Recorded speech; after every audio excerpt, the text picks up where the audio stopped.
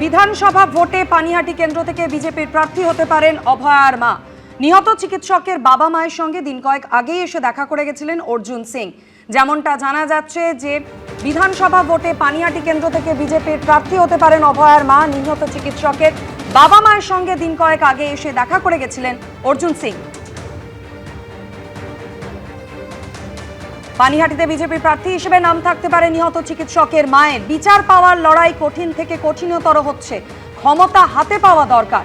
CPM আমাদের মেয়েকে ভোটের ময়দানে নিয়ে এসে পায়ের নিচের জমি শক্ত করেছে, আক্রমণ করেছেন অভয়ার মা। ভোট কাটাকাটি করে তৃণমূলকে জেতানোর চেষ্টা করছে সিপিএম। কালামি নিজেই ফোন করে প্রার্থী হওয়ার ইচ্ছা প্রকাশ করেছে, এমনটাই দাবি করেছেন অভয়ার মা।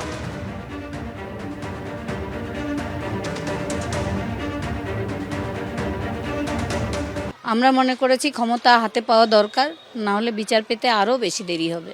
সিপিএম যেভাবে আমার মেয়েকে ভোটের ময়দানে নিয়ে এসে তাদের পায়ের নিচে জমি শক্ত করে ভোট কাটাকাটির ব্যাপারে সেই তৃণমূলকেই জিতিয়ে দেওয়ার চেষ্টা করছে, সেই জায়গাটা থেকে আমার মনে হয়েছে আমার এই আন্দোলনে আসাটা দরকার।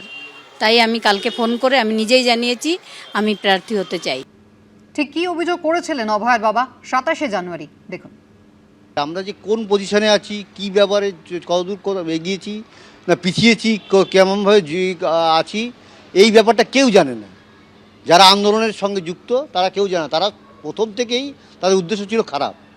এই আমার মেয়ের মৃত্যুটাকে তারা একটা রাজনীতির প্ল্যাটফর্ম হিসেবে ব্যবহার করেছে। আর এই প্রসঙ্গে কি বলেছেন মোহাম্মদ সেলিম, শোনাবো।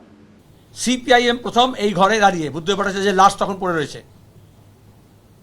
আমরা প্রথম জানাই। তখন তো বাবা মা অসহায়। তারপরে এই কলতান, মীনাক্ষী, ধ্রুব, আমাদের ছাত্র যুব বাহিনী বুদ্ধদাস শেষ যাত্রা থেকে সরে গিয়ে গাড়ি আটকায়, তখন ওই মা অসহায়।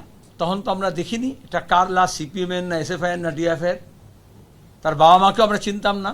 ওই পরিবারের সঙ্গে বা ওই পরিবারের ভিকটিমের সঙ্গে বা ওই পরিবারের বাবা মার সঙ্গে আমাদের কোনো স্বার্থের সংঘাত নেই। তাতে আমরা বলবো যে আমরা আমাদের পক্ষে দাঁড়িয়ে আছি, ওনাদের বলবো কোনো একটি নির্দিষ্ট পক্ষ অবলম্বন করবেন না।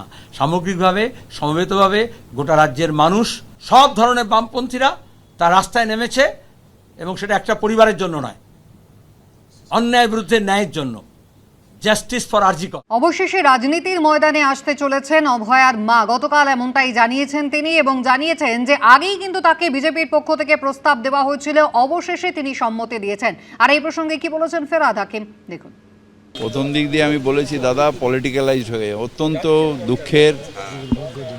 মেয়েটা দুর্ভাগ্যজনক, মেয়েটা অত্যন্ত কষ্ট পেয়েছে। পুলিশ প্রথম দিন যা বলেছিল প্রশাসন সেটাই হয়েছে। তারপরে রাজনীতি হচ্ছে। এখন বিজেপি আর তৃণমূলে, বিজেপি আর কি বলে ওটাকে, সিপিএম, বিজেপি আর সিপিএম এর টানাটানি হচ্ছে। এবিপি আনন্দ এগিয়ে থাকে, এগিয়ে রাখে।